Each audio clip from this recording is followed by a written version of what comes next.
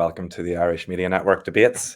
I'm your host, Dr. James Linden, and the subject for this first run of debates is the wonderful, interesting COVID-19 that has us all flummoxed in Ireland and trying to figure out, where everything's going and how it will play out for us.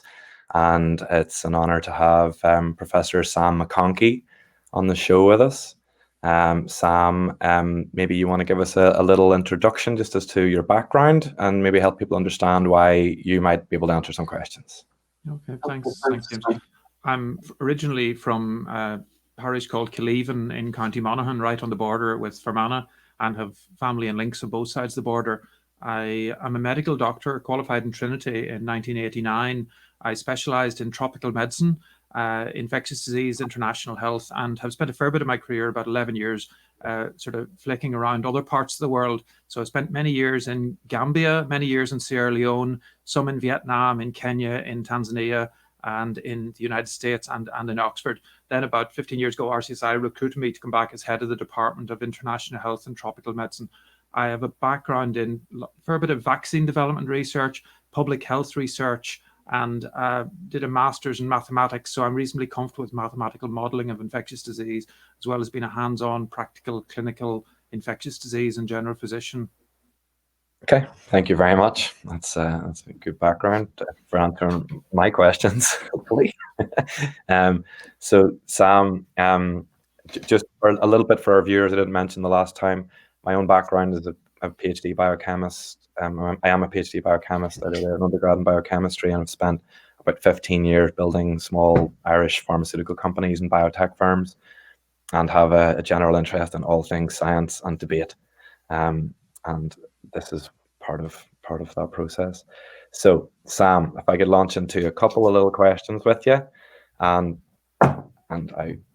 so could you please explain in a couple of sentences what a virus is and what experience you have dealing with viruses?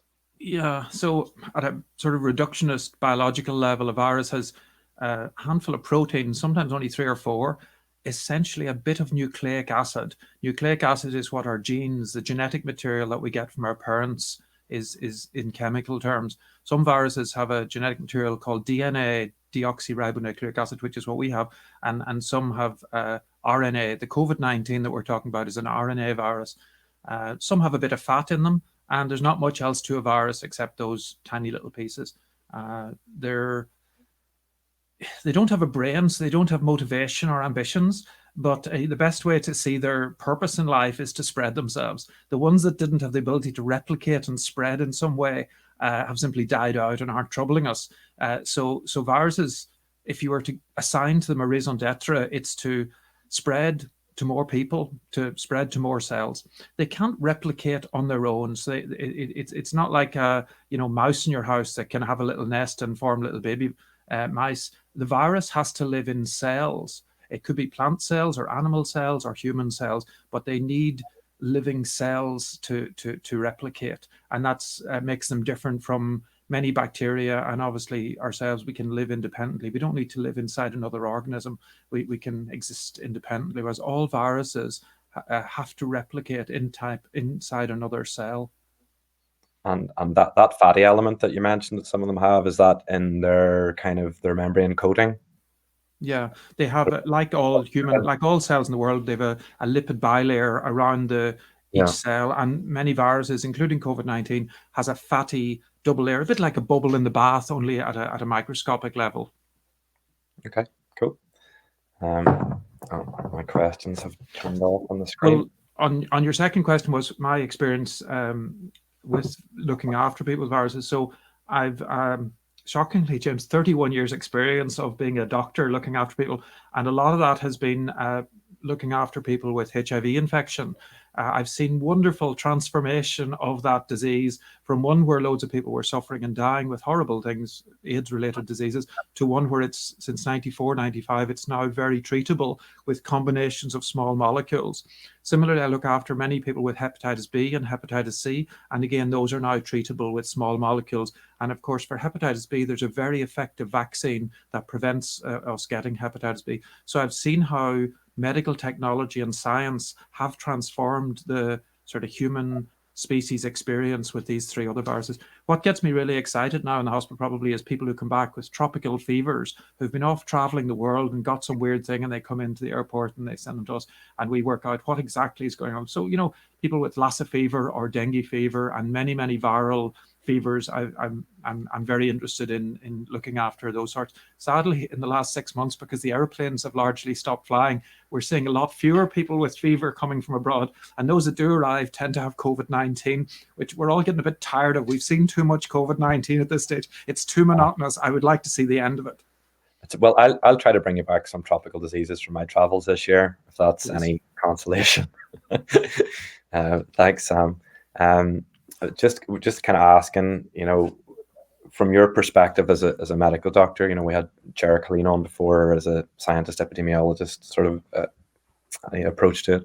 But from your perspective, what is it that makes C19 different to the common cold virus? Because we've been told for 2 decades, for several decades, that the common cold has no treatment. So will that be the same for C19? Yeah. So the COVID-19 is the name that we give to the disease, which is manifest by respiratory failure and little clots all over the body that people die from when they're infected with SARS-CoV-2. So the virus involved in this is called SARS coronavirus 2, and the disease is COVID-19. And that is, of course, spread all over the world and famously a pandemic, as everyone knows. So how does COVID-19 present? About 20-30% of people get no symptoms whatsoever. So they just get nothing.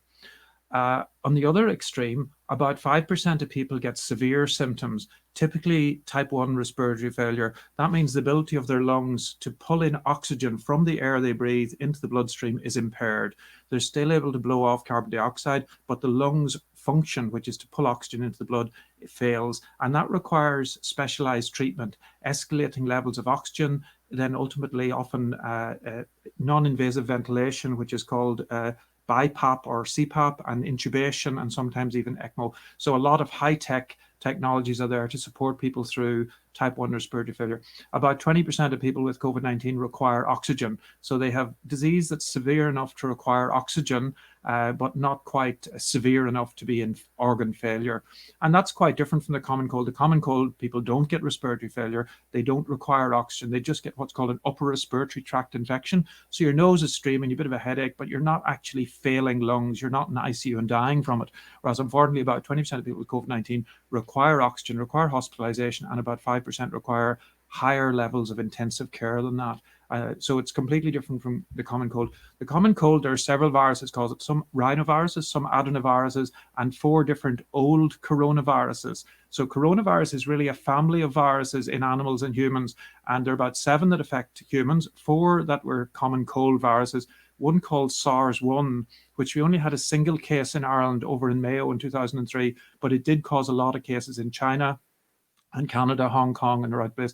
SARS-1 prepared the Asian countries 17 years ago for the idea that there might be another SARS outbreak. So all the Asian countries had a SARS containment plan on the shelf and ready to start in January 2020. Sadly, we didn't. We had an influenza plan for pandemic influenza because we were worried about that. But this is a different virus. There's much more asymptomatic transmission and pre-symptomatic transmission to this SARS-2 virus than there is for the influenza.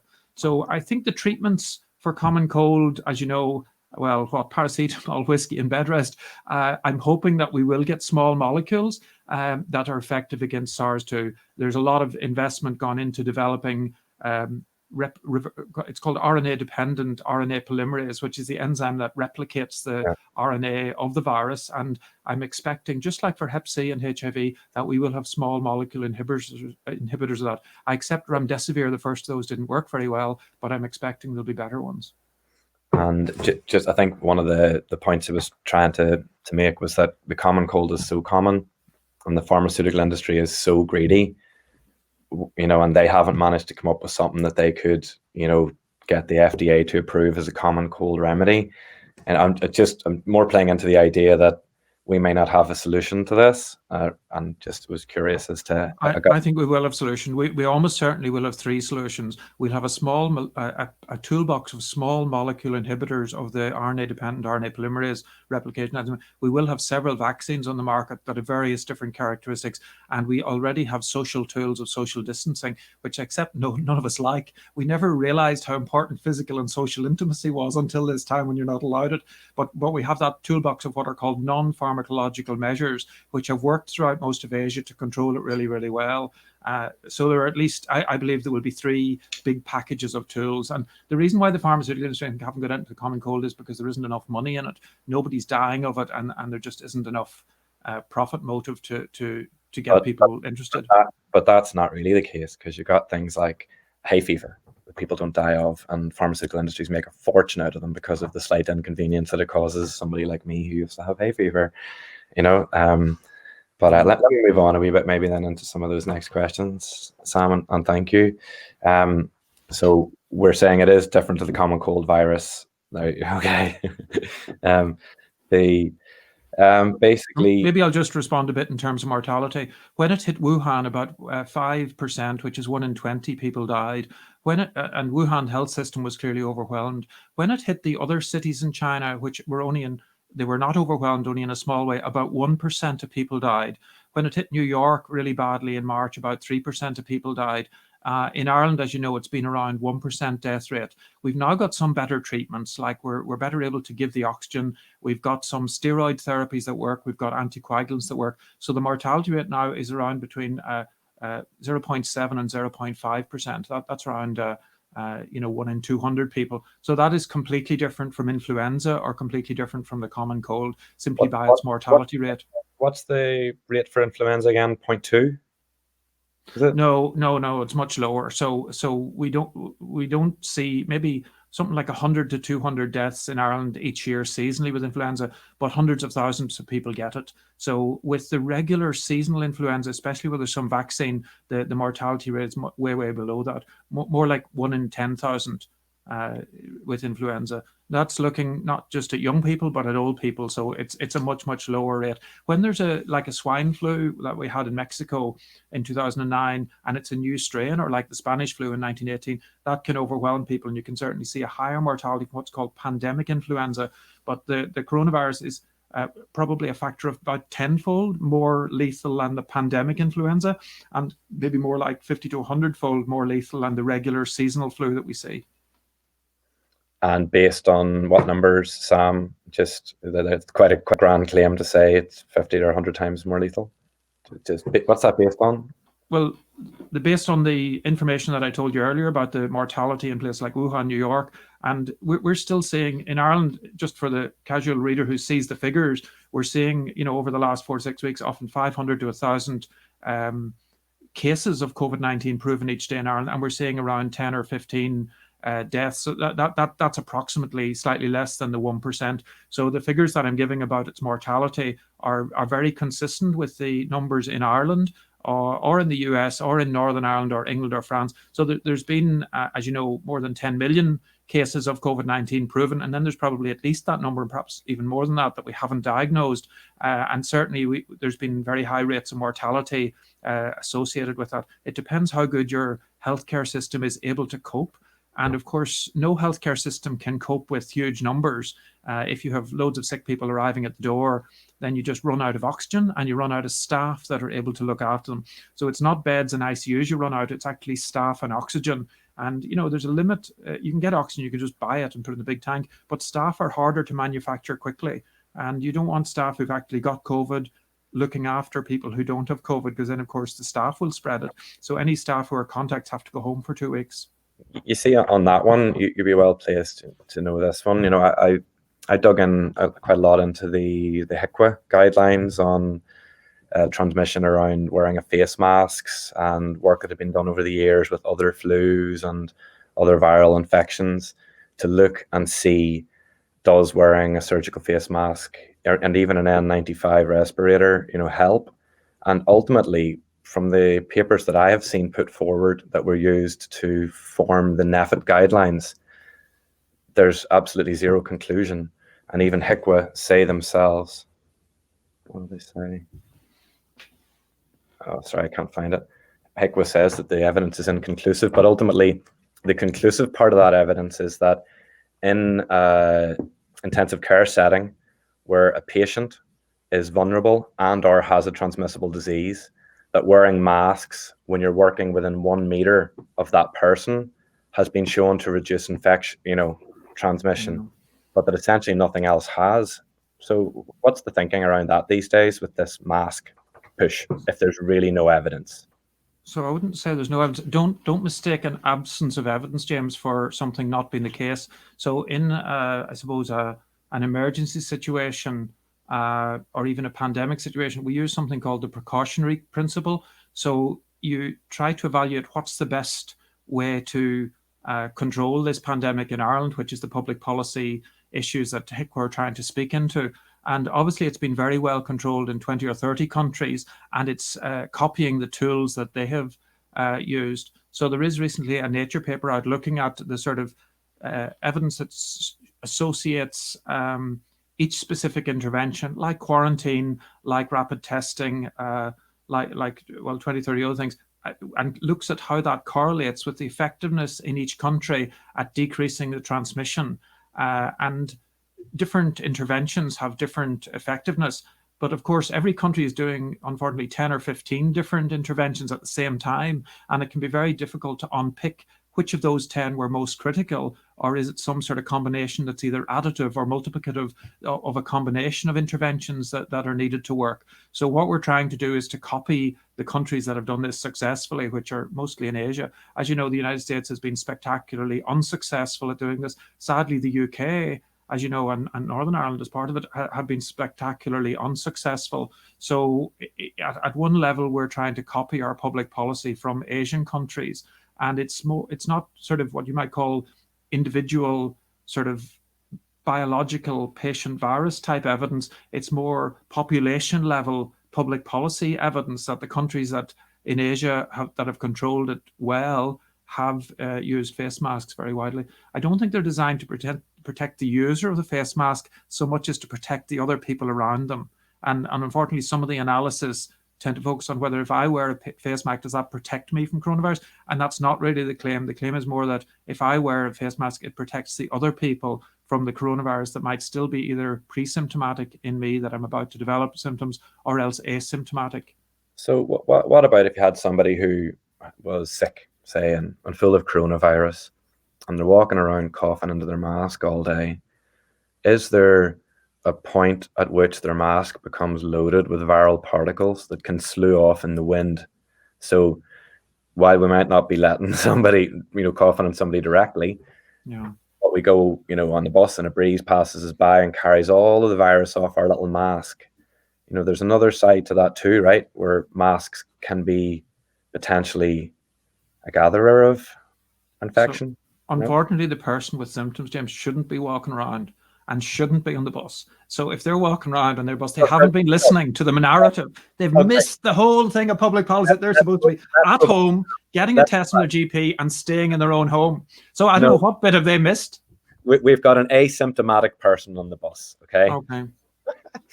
So fair enough. Well, an asymptomatic person, so most of us have a whole collection of masks and change them through the day and put them in a plastic bag and bring them home and wash them. So you're quite right that masks that get saturated with our breath obviously has humidity in it, and it does saturate inevitably mask. Then the mask becomes inefficient once it's very damp. So and it's also important to clean your hands when you start fiddling with your mask. That's very challenging because we all our mask slips down, we adjust it a bit, and if we adjust it from the front, then our hands get contaminated, and then we're touching door handles and door plates and shelves that other people touch. So there's no doubt that you can still lead to some transmission even if you're wearing a mask, but that's not the same thing as saying a mask doesn't partially work. So I see that our social distancing are a whole collection of 10 or 20 partial tools, which when put together have led to control of this, as I said, in about 20 countries in the world. So I don't see masks alone as the thing. I regret, though, not advocating for mask wearing much earlier. In retrospect, I didn't expect so much asymptomatic transmission in the 2 days before people get sick. And I hadn't even I'd considered that a very short amount in my brain and in the models I made, but I actually sort of dismissed it wrongly at a very early stage. And is there a consideration then in that mask? Been watching some of the information coming out of Germany, and there was a court case in Dusseldorf that was upheld, where people made a claim that wearing a mask for longer than 2 hours caused oxygen deprivation and therefore brain damage. And that was upheld in Dusseldorf. So is there a consideration of, from your point, on wearing a mask? Let's say you got a 12-year-old kid from somewhere in inner city Dublin whose mum can't afford to buy masks all the time because she's an alcoholic and they've got no food and they need a 10p packet of crisps for school. So take an extreme case like that then, right? So I think it's a complete misunderstanding to say that masks cause oxygen deprivation. It's very, very easy using a little red light on the finger to measure oxygen concentrations in the blood, or indeed to put in a radial cannula and to sample the oxygen. And we do that all the time in sick people in intensive care. And masks simply don't cause desaturation. Sorry? It'd be cool. It'd be a nice paper for you to publish now if you could do that. It's a complete waste of time, James. It's garbage. Right. That is biological rubbish. It's such a daft idea that it's even to conceive that it's possible, because you're still sucking air in and out of your mouth. And the oxygen molecules, as you know, goes around the mask, goes through the mask. So the idea that a cloth mask would be impermeable to oxygen is such a daft theoretical idea as not to be even worth talking about. Sam, the air that carries the viruses goes around the mask and then around the mask. Thank you. Exactly. Yeah. So what's the point in the mask then? The point is that many countries that have used masks have controlled this completely, and they don't have a coronavirus pandemic, and we do. Okay. Did you saw the oxygen molecules are much smaller than a virus, James. An oxygen molecule is a very, very small thing. A virus is a much larger thing, so they're not really directly comparable. But they fit at the side of the gap in your mask because they're absolutely tiny. And if it is true airborne transmission, then that will be happening.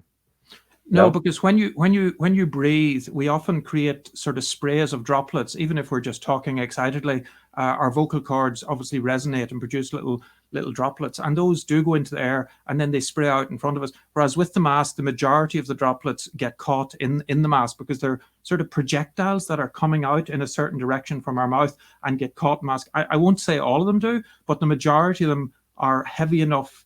The bigger ones are sort of, their trajectory and their momentum keeps them going, and they get caught in the mask. And how far do we know that those droplets move? That's the reason for social distancing, right? Yeah. So it depends on the size of the droplets. Stuff that people were doing, for years, but now we're being told to wash your hands, as if we didn't know that washing our hands was something we're supposed to do. So the droplets, it depends how big they are. The bigger ones that are more than 5 microns are heavy, and they tend to fall down within about 2 meters or so. The smaller ones that are less than 5 microns are able to float around in the air for quite prolonged periods of time, and it really depends on how the airflow and the ventilation is happening as to how far they're traveling. How big is one virus again? 500 nanometers or something? Well, it's smaller. It's a lot smaller than 5 microns. I couldn't give you an exact. No, I think it's even smaller than that. I couldn't give you an exact diameter. Okay, yeah. But we're talking here about the droplets. So the virus is in droplets of liquid, droplets of essentially water that we're producing liquid as we speak, as we sneeze, as we cough. And it's not the diameter of the virus that matters about the distance of spread. It's the volume of the droplet. And a larger droplet, which is heavier, gravity pulls it down, whereas the lighter droplets are so light that they sort of float almost like a leaf. It's the difference between a leaf floating in the air and a stone floating in the air. Stones don't float in the air, they fall to the ground. The leaf, which is lighter, just sort of floats around. So for those smaller, tiny droplets, then they can go several meters. That's why keeping the windows open, good ventilation, doing things outside is much safer than being indoors. Could ventilation also cause movement of the virus particles around the room and increase transmission? No, in general, it will be much better, because when you have more air changes per hour, it takes them outside into the outdoors. So again, there's lots of data on this from tuberculosis over the years, and many of the hospital environments that we treat people with tuberculosis, we look at the air changes per hour and try and get at least 12 air changes per hour. And the more, the better, if you like. So getting airflow out of the room and into the room is a good thing, whether you're running a gym or a shop or a bar or a hospital. So the Chinese allowed the gyms to open, but only those that had their windows open and that were above ground. So they didn't allow the basement ones where air is very stale to open. So having lots of ventilation and promoting ventilation is a good thing. I know in the wintertime now it's going to be so cold, James, we can't really enjoy life because it's too cold to leave the windows open, and that's a bit of a challenge. But I would encourage people to ventilate as much as possible, if you like. It's outdoor living time. Yeah, fair enough. You had mentioned something a second ago. I was just trying to remember what it was. It sparked me. Oh, and you'll have to edit this bit out. I'll come back around it. It was something you had mentioned. It was another disease, and I just thought, it was a perfect. Oh, Sam, on tuberculosis you mentioned there, is that something that is that still a common thing in Ireland? I don't think people appreciate that there are still patients with tuberculosis, right? So yeah, maybe 300 to 500 cases a year, approximately. It's come down a lot from the 1950s when we had a Minister for Health called Noel Brown, who set up wonderful TB hospitals and vaccination and testing and chest X-ray and screening. So it has improved, partly as much because of better food, better social housing, better wealth, better education. So TB is very much a social disease with a very strong social gradient, and that's very comparable to COVID-19, which also tends to affect the poor and the vulnerable much more, and people living in crowded. The more people you have per room sleeping, the more likely it is that you get spread of the disease. The more people per house, the more likely you get spread. So we've seen around the world that poorer areas are much more affected than wealthier areas. You know, the leafy suburbs where, you know, everyone has their own bedroom. I don't mean like the Queen of England who has one bedroom and her husband a separate one. I just mean people living maybe in 3 people in a 6-bedroom house, for example, have less chance of spreading this between them. We've 24 people living in 3-bedroom houses, unfortunately, in Ireland. So that idea of trying to squash together is a big issue for COVID-19 and for tuberculosis. Okay, thank you. And you mentioned earlier that there might be some small molecules, and remdesivir and a few other things have been tried, and hydroxychloroquine and dexamethasone and these different things, right, have all been used to help, mitigate the side effects of the disease or the pathology, right? So do you think that, and you mentioned vaccines as well, of course. So the small molecule, large molecule world is the world that I'm more familiar with, from a pharmaceutical perspective. Do you think that there's a space for large plant molecules that have immune function potentially to work in this space? Like the malaria drug, I can't think of its name. Well, artesunate. Two main malaria drugs are both from plants. Quinine from a quinquesu tree in South America, and artesunate from a Chinese herb called quinquesu. And both of them are actually really our platform for severe malaria, and both derive, as you said, from plants.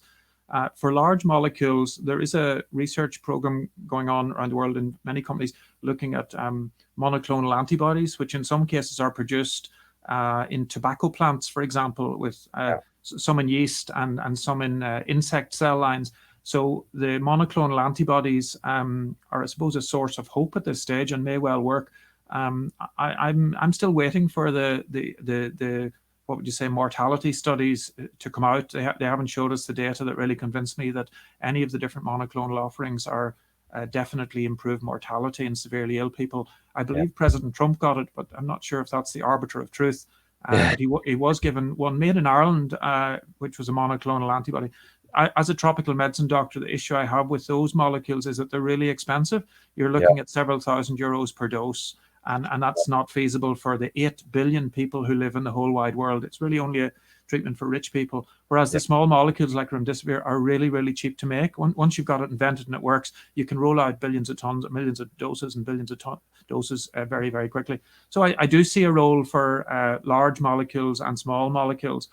I wouldn't mention remdesivir, hydroxychloroquine and deltacortrol in the same breath, though. Remdesivir in a test tube works at a nanomolar concentration of about 20,000-fold higher than the drugs we use for HIV and hepatitis C. So I think it's the right strategy, but it's just not powerful enough. And companies are trying to invent new drugs that do work more powerfully. Remdesivir was there. It was already on the shelf because it was developed for Ebola.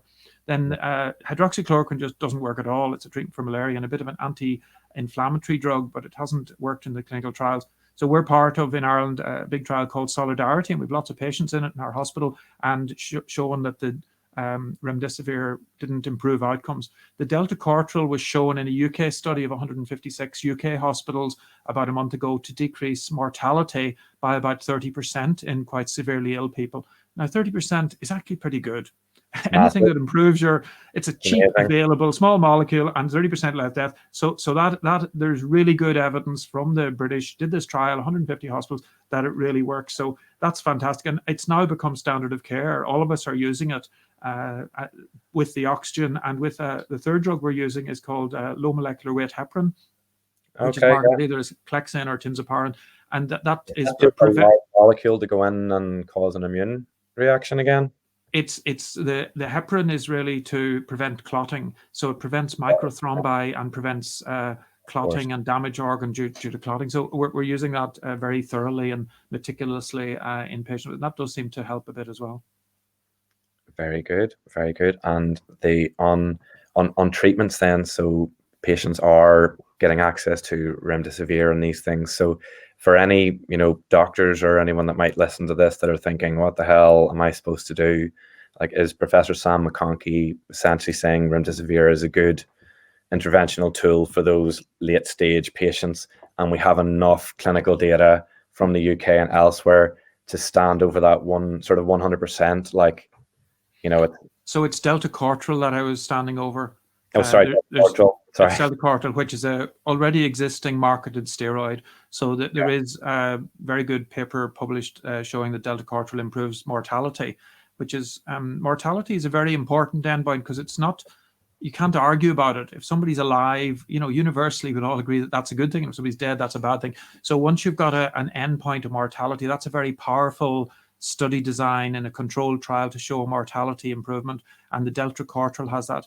The remdesivir, let's say, works in a test tube, and you think it might work, but it's only at very high concentrations. And when it was used in a phase 3 clinical trial, which we were part of, it unfortunately didn't. It sort of didn't improve mortality, didn't improve symptoms. It seemed like people perhaps had a slightly shorter length of stay, but it wasn't really a very powerful drug. So we need small molecules that are more effective at lower concentrations at inhibiting the RNA-dependent RNA polymerase. So remdesivir is just too weak. It's kind of like the AZT. Do you remember in HIV therapy there was zidovudine? If any of you've seen the Dallas Buyers Club, it's a little bit like the AZT monotherapy. It just was a little hint of efficacy, but not good enough to be any good alone.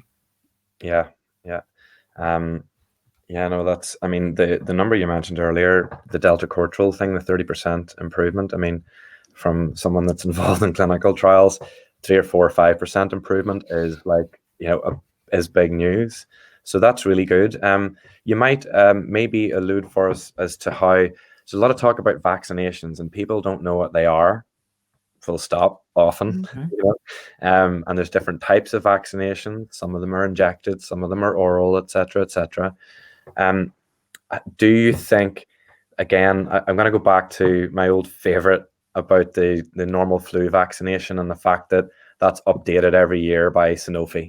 Every year it's a new strain. Oh, we have to sell another 20 million flu vaccinations to the Republic of Ireland because they've got a nice deal, and MSD can manufacture them for us in Carlow. I'm very skeptical of the flu vaccination, and I think more than 60% of health professionals in Ireland share the same skepticism. I think the uptake's about 40% among HSC at the minute. It might be a bit different this year because everybody's bricking it. But I'm just curious, like, is the vaccine thing, is it a fable? Is it going to be, because we haven't seen a vaccine control the flu. Yeah. We just haven't. I mean... Yeah. Every disease is a bit different, and obviously a vaccination program eliminated smallpox from the whole world.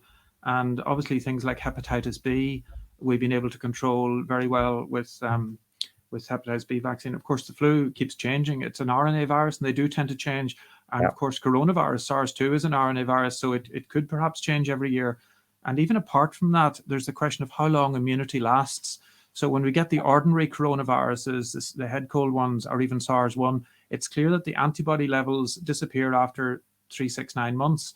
So the antibodies, which are often the mediators of protection, disappear from the blood in a number of months after getting normal sort of infection with those pathogens.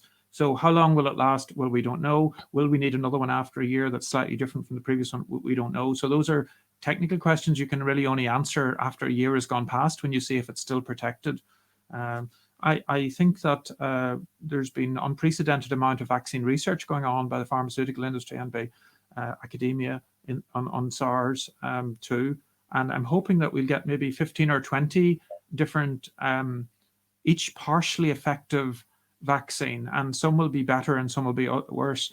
The results we've heard so far, of course, have been sort of almost like little children shouting out, no, I've 90%, no, but I've 94%, I've 95%. And it's fantastic sort of competition, but it reminds me of the classroom all putting their hands up saying, no, listen to me. And that's fine. So there's no doubt that this is an industry. So it's a marketplace and it's an industry. And as a leader in industry, you have to sell your product and you have to generate some hope and some marketing around it. So what we're seeing is marketing. What they haven't told us is, which I'd like to know, is when they say 90% efficacy, is that 90% efficacy of preventing death in people over 90 or over 80? And they haven't told us what the efficacy means. Or is it just preventing mild symptoms in healthy people between 18 and 55, who are the usual folk that initially get enrolled in a phase 3 trial? And I'm not so interested in what prevents mild symptoms that would just be self-limiting in healthy people between 18 and 55. I'm much more interested in death in the 80-year-olds, because that's the problem. Secondly, is it effective at preventing transmission? So they haven't really told us yet whether the vaccines produce what's called sterilizing immunity, meaning that the coronavirus SARS-2 cannot inhibit the person's lung cells, replicate, and then make them infectious. So I'd really like to know, do any of these vaccines make the recipients non-infectious, no longer vectors to others? Because if it did, it'd be great for visitors to nursing homes, staff working in nursing homes, and healthcare professionals, and even all these workers in a meat factory that unfortunately, there's been huge outbreaks in the food processing industry and in other settings. So all of those industries could be targeted for a transmission blocking vaccine that prevents people shedding it. But we don't know. They haven't really defined. All we've got is a press release from Pfizer. So we're dealing with press releases, James. What we need is a peer-reviewed publication with a method section in it. I haven't seen the method section in the press release. I thought it was quite funny when I was looking at those numbers, 96% effective, Pfizer, and then AstraZeneca came out the other day and said that their vaccine is 70% effective. And I was thinking how utterly rubbish that is. Yeah. So you get a 50% chance roughly of it actually maybe working for you or not. It's such an extravagant expense. At a population level, a vaccine that's 70% effective would still have quite a big impact if combined with other factors. So it's back to this whole R number, the reproductive number. And if we in Ireland, our reproductive number is relatively near 1 at this point. Which means that how do you work that out, Sam, from a practical sense? How is I've debated this with people. So there are about 5 or 6 different ways of doing it. And by getting the contact tracing details, you can see how many contacts each person with SARS-2 has. And then obviously the contacts are tested at day 0, day 7, and sometimes day 14. And you can see from empirical first degree data how many people are actually catching it from observing the actual people. You can also calculate it with some assumptions from the slope of change each day. So you can work out a slope. Usually because everything, the rise is exponential and the decay is exponential, it's better to use logarithmically transformed data before you start to work with it. So you transform the number of daily cases into a logarithmic transformation, and then use a slope function to work out what's the rate of change, which in exponential functions is generally standard linear rate of change in an exponential function. And then using assumptions about the generation time of this, which is about 5 to 5.5 days, it's almost like the proportion change over 5 days. So there are several different ways to work out the R number. But my point is, if the R number is 1 here and we are all vaccinated, even if it was just 70% effective, that would take the R number down substantially below 1. And that would then mean that our epidemic here would fizzle out. And that would be fantastic. So it's not going to be just one silver bullet that solves coronavirus. It's going to be a combination of different things. And the vaccine, even if it was 50 or 70% effective, could be a potential part of that solution. Yeah, no, that's wonderful. On the data that you mentioned there, that you said that you can track If somebody has an infection, you can look at their contacts, and then you do all the math on that. Where does that happen in Ireland right now? Do the track and trace centres feed that data to Central Statistics Office, or where does it go? It's mainly done by the Public Health, by the Health Protection Surveillance Centre, and the Department of Public Health are doing the central national data collection. I'm not part of the official NEFID or HPSC, so I do it myself, calculating the change numbers. Since January, James, I've been translating. Where do you get data from then, Sam? So since January, I've been looking at the publicly available data from China. I look at the Center for Disease Control in Wuhan, in Hubei, and in Beijing. And back from early January, translating that with Google Translate into English, and then modeling the numbers based on the data from China. And then Japan, Korea. For sources of information, it's a very good question. I get a lot of it from ProMed, PROMED, which is a sort of medical infectious disease outbreak information service. I get a lot from national data sites like the Australians. What do the Australian government say about themselves? What does South Korea, Japan, New Zealand say about themselves? So the official government websites of each country tell you a lot about their own daily data. In the Northern Ireland, they've even got a dashboard that tells you about 25 different features of the COVID-19 outbreak, and each one's updated daily on deaths and incidence of cases. Same is true in the United States. The CDC tells you about each state. So a lot of local government and national governments have been very open about their cases. Then, of course, obviously, I mentioned a Nature paper earlier. So the medical journals, the Lancet, Science, Nature, and BMJ, many medical journals have had overwhelming numbers of articles. Now, not all of them are brilliant. They vary in quality, and there's been a plethora of sort of mediocre ones. So it does involve some critical analysis to work out what's what from them. And unless you got that critical skills, it can be dangerous to take their top line as verbatim. But that's true for all evidence.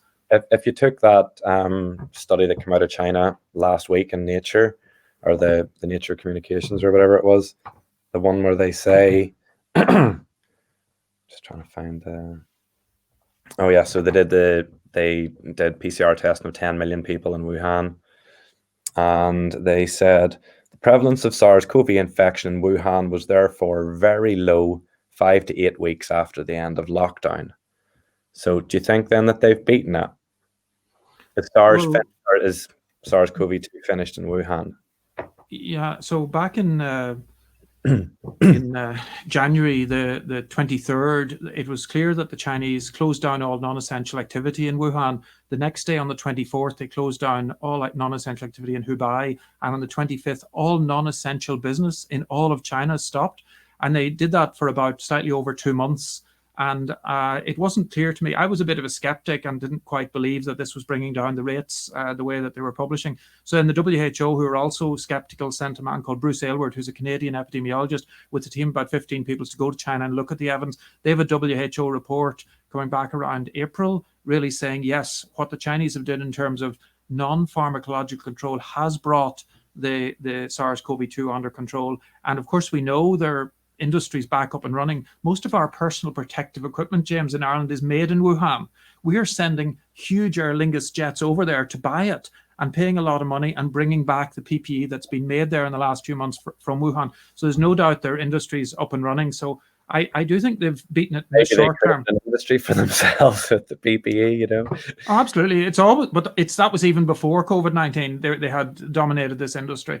So it could be reintroduced. They're very strict rules on going into China now, and you have to do strictly 2 weeks in essentially a hotel room with the key locked. Same is true in New Zealand and Australia, and all of the Asian countries that have controlled it, and even Greenland, Jersey, Guernsey, Faroes, all have very, very strict proper quarantine. I think we have to be careful. Quarantine means sort of locked up on an island for a couple of weeks, and that's really what you are to get into those countries. So it could easily be reintroduced. So I wouldn't say they've permanently controlled it in a definitive way, but they've temporarily controlled it. And of course, it could be reintroduced, but they're taking effective public policy measures to prevent that reintroduction. So I would say essentially 1.5 billion people in Asia now live in a COVID-19 free world, where it's not transmitting. There's no community transmission, no popped up cases. Of course, in New Zealand, they had 1 or 2 introductions. Apparently, there were 2 old ladies who came from England to see their relative who was dying, and they just let them in with no quarantine. And then they spread an outbreak around all these grieving relatives. And it took a few weeks for the New Zealanders to control and find all those secondary cases and tertiary cases. And that could always happen in the different countries. Even Jersey, I was recently sort of escaped. Some people came in and they didn't quarantine, and they've led to a little outbreak. So that's the challenge. Sam, we are running out of time. Thank you so much. And we may do more of these, and we may call on you for a little bit more chat if you have time or willingness. Thanks very much, and have a lovely day. It's a pleasure. Thanks. Thanks.